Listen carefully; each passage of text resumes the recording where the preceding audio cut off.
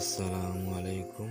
আমি এখন আছি ঢাকা বিভাগের গাজীপুর জেলায় নয়াশপল্লীতে। নয়াশপল্লী ঢোকার আগে দেখতে পাবেন বিভিন্ন আইটেমের দোকান।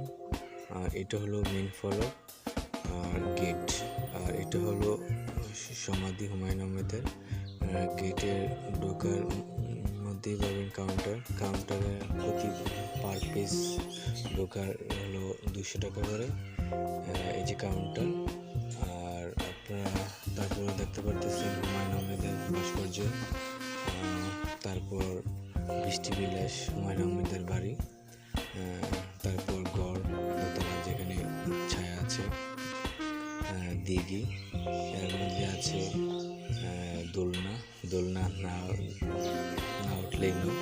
গাজীপুর জেলার 5টি উপজেলা, তার মধ্যে গাজীপুর সদর, কালীগঞ্জ, কাপাসিয়া, শ্রীপুর। আর নয়াশপল্লীটা পিরোজ আলী নামক স্থানে অবস্থিত গাজীপুর জেলায়। 48 বিঘা নিয়ে তৈরি।